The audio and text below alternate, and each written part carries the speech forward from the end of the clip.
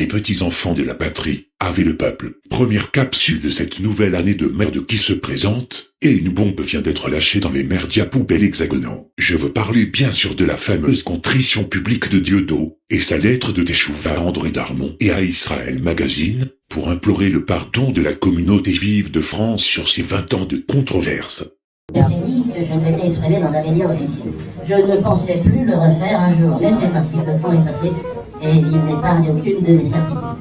Cela fait 35 ans que j'exerce la profession d'humoriste.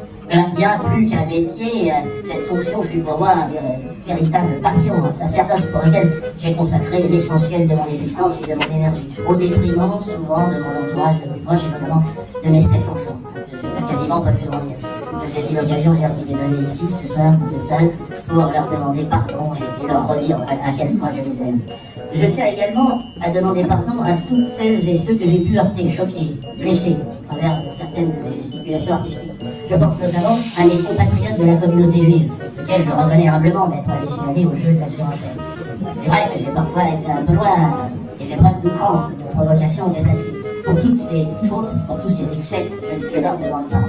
Mon ambition était de faire rire tout le monde et la communauté juive fait partie, bien sûr, de mon monde.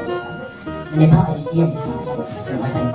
Bref, à mon âge, ma santé m'invite aujourd'hui à me préparer à ma retraite. Ça va, après, la santé, ça va. Bien sûr, c'est l'heure de l'eau, ça, tu as crevé. Bon. Je leur réponds, et là, aussi.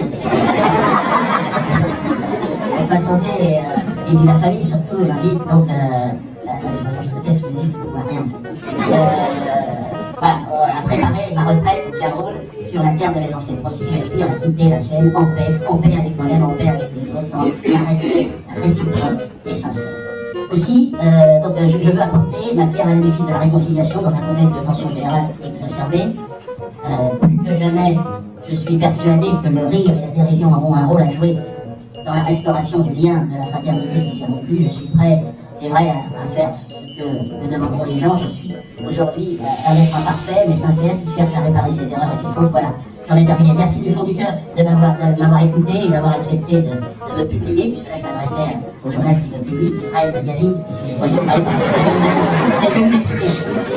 Encore bien, je ne cherche aucune excuse, aucune circonstance atténuante, car nul n'en a, lorsqu'il a pu constater qu'il avait nuit à son prochain. Je demande tout simplement pardon pour le mal que j'ai pu faire, sans jamais le vouloir. À ce niveau-là, il n'y a qu'une chose à dire. Pas bon du tout.